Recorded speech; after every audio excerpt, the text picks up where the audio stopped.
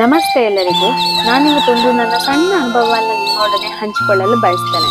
ನನಗೆ ಸಂಗೀತ ಅಂತ ಹೇಳಿದ್ರೆ ತುಂಬಾ ಹುಚ್ಚು, ಹಾಡ್ತಾ ಇರೋದು ಯಾವಾಗ್ಲೂ.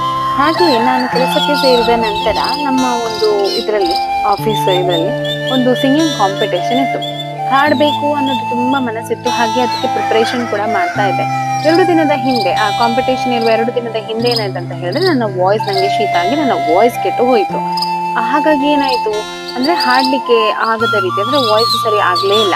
ಹಿಂದಿನ ದಿವಸ ತನಕ ಇದೇ ಮಾಡ್ತಾ ಇದ್ದೆ, ಕಷಾಯ ಎಲ್ಲ ಕುಡ್ದೆ ಸರಿಯಾಗಿ ಆಗುವಷ್ಟರ ಮಟ್ಟಿಗೆ ಆಯ್ತು. ಅದ್ರ ಒಂದು ಮಟ್ಟಕ್ಕೆ ಏನೊಂದು ಸ್ವರ ಕರೆಕ್ಟ್ ಆಗಿ ಆಗಿಲ್ಲ. ಆದ್ರೆ ವಿಷಯ ಏನಾಯ್ತು ಅಂತ ಹೇಳಿದ್ರೆ, ಇದೇ ಮನಸ್ಸಿನಲ್ಲಿ ನನಗೆ ಆ ದಿನ ಅಂದ್ರೆ ಸಂಗೀತ ಕಾಂಪಿಟೇಷನ್ ಇದ್ದ ದಿನ ತನಕ ಕೊರಿತಾ ಇತ್ತು. ಹಾಡ್ಲಿಕ್ಕೆ ಹೋಗ್ತೇನೆ ಸ್ಟೇಜ್ ಅಲ್ಲಿ, ನನಗೆ ಹಾಡ್ಲಿಕ್ಕೆ ಆಗ್ಲೇ ಇಲ್ಲ. ನನ್ನ ವಾಯ್ಸ್ ಸರಿ ಇತ್ತು, ಬಟ್ ನನಗೆ ಹಾಡ್ಲಿಕ್ಕೆ ಆಗ್ಲೇ ಇಲ್ಲ. ಕಾರಣ ಅಂತ ಹೇಳಿದ್ರೆ, ಹಿಂದಿನ ದಿವಸದಿಂದ ನನ್ನ ತಲೆಯಲ್ಲಿ ಇದ್ದದ್ದು ಒಂದೇ. ನಮಸ್ತೆ ಎಲ್ಲರಿಗೂ. ನಾನಿವತ್ತೊಂದು ನನ್ನ ಸಣ್ಣ ಅನುಭವವನ್ನು ನಿಮ್ಮೊಡನೆ ಹಂಚಿಕೊಳ್ಳಲು ಬಯಸ್ತೇನೆ. ನನಗೆ ಸಂಗೀತ ಅಂತ ಹೇಳಿದ್ರೆ ತುಂಬಾ ಹುಚ್ಚು, ಹಾಡ್ತಾ ಇರೋದು ಯಾವಾಗ್ಲೂ.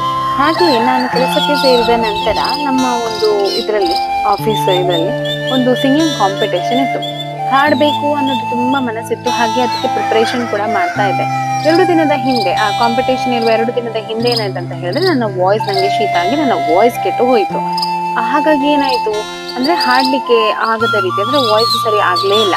ಹಿಂದಿನ ದಿವಸ ತನಕ ಇದೇ ಮಾಡ್ತಾ ಇದ್ದೆ, ಕಷಾಯ ಎಲ್ಲ ಕುಡ್ದೆ ಸರಿಯಾಗಿ ಆಗುವಷ್ಟರ ಮಟ್ಟಿಗೆ ಆಯ್ತು. ಅದ್ರ ಒಂದು ಮಟ್ಟಕ್ಕೆ ಏನೊಂದು ಸ್ವರ ಕರೆಕ್ಟ್ ಆಗಿ ಆಗಿಲ್ಲ.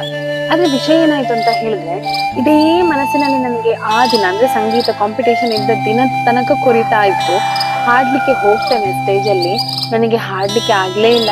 ನನ್ನ ವಾಯ್ಸ್ ಸರಿ ಇತ್ತು, ಬಟ್ ನನಗೆ ಹಾಡ್ಲಿಕ್ಕೆ ಆಗ್ಲೇ ಇಲ್ಲ. ಕಾರಣ ಅಂತ ಹೇಳಿದ್ರೆ, ಹಿಂದಿನ ದಿವಸದಿಂದ ನನ್ನ ತಲೆಯಲ್ಲಿ ಇದ್ದದ್ದು ಒಂದೇ.